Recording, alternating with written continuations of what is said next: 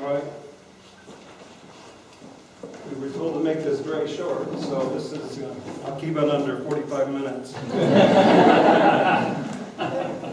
I'm representing Protestant Christianity. Of course, the problem here is that there isn't the Protestant Christianity. There are many Protestant Christianities. But just to let you know who I am specifically in some broad sense, I'm a liberal Protestant who happens to also have very progressive political views.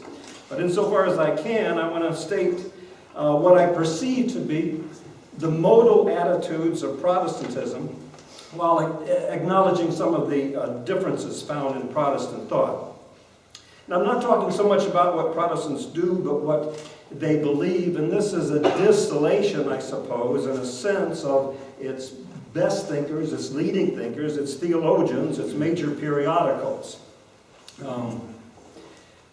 And of course, in the world of everyday life, Protestant Christians are not just Protestants, right? There are also people of different genders and races and nationalities and ethnicities, as well as diverse philosophical views. So there is a great deal of variation.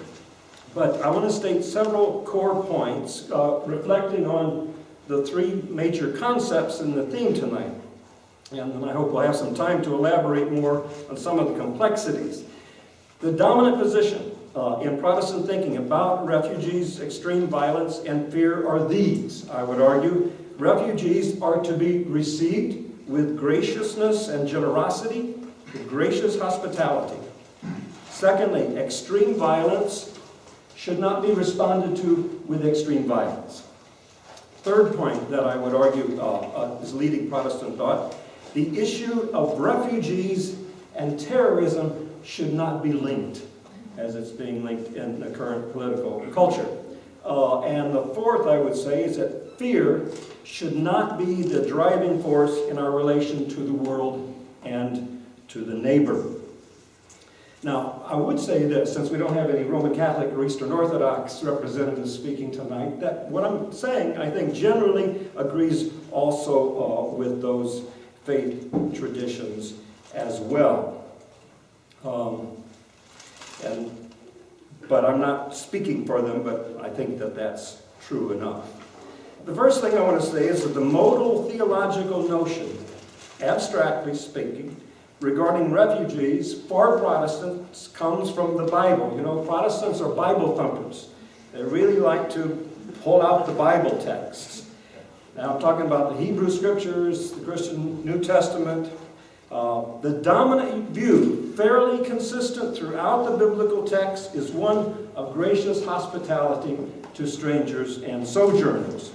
Now you can find some minor voices that warn against fellowship with unbelievers and even paint a particularly harmful view here and there about those outside the Christian fold, especially in some of the later New Testament texts. But these minor voices don't overshadow, it seems to me, the overwhelming attitude that people in need, and certainly those seeking refuge, i.e. refugees, are to be welcomed and hosted with care and generosity.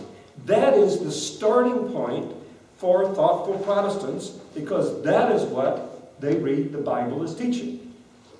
Now, there are practical problems in the world, of course, that introduce fear and insecurity, national economies, budgets, and nationalist sentiments, and other things.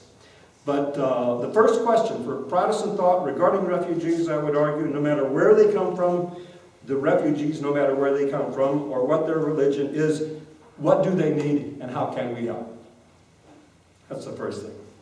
Now there is a difference in approach to refugees, you'll notice, among Protestants, if you study what they're doing in the world with regard to refugees. There's a long continuum, a wide continuum in Protestantism, the conservatives on one end and liberals on the other, and there's a tendency for conservative Protestants to view refugees not only as people to be loved and cared for, but also as people to be, simply converted. They view the reception and hospitality of refugees often as an opportunity to witness to Jesus Christ. That's in the literature, you can find it, it's readily available. And but whereas the typically the moderate to liberal Protestants don't view the reception and the hospitality to refugees as an opportunity to win hearts and minds to Jesus. Now, regarding the response to extremist violence, the modal Protestant view is that extremist violence is a matter of military defense and civilian law enforcement. It should not be linked to the refugee issue. Doesn't matter whether you're reading the conservative journal, Christianity Today, or the liberal, the Christian Century, the dominant voice among leading Protestant thinkers rejects the idea that refugees should be seen, first of all, as potential terrorists. Now, Protestant attitudes regarding reactions to extremist violence are predominantly those, I would say, of just war and just defense notions, the rule of law, non-aggression, proper and measured defense. You don't target non-combatants, you don't torture, and you treat prisoners humanely, and so on. Some of you know about those things. Now, of course, I can find on one end of the continuum of Protestantism those who argue for a very pacifist approach to violence, no matter what kind of violence it is. We have what's called the left-wing Protestantism with regard to pacifism. But on the other end, are those who argue for more militaristic, and you'll even hear voices sometimes argue for what most of us would consider cruel and inhumane methods of response. The dominant Protestant view, though, is one of what I would call, with regard to the extremist violence we're seeing and experiencing, I would call it love's agony.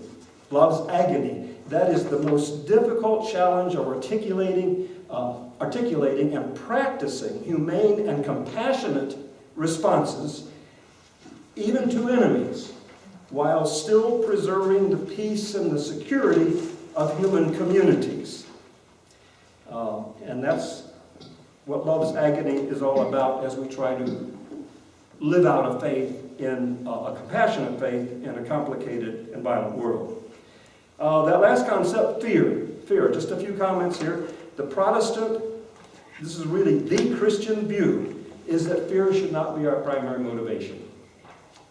Fear should not motivate us. Love, compassion, graciousness, they are first of all the values for Christian thought regarding our relations to others. Fear not is a consistent biblical theme, and it's supported by the idea that one's fundamental orientation to God and to the universe and to others is trust and love, which remove fear. Doesn't mean we're to throw caution to the wind and live in ways that are reckless for us and others, but that our core motive in life, and for the neighbor, can't be fear. Thank you.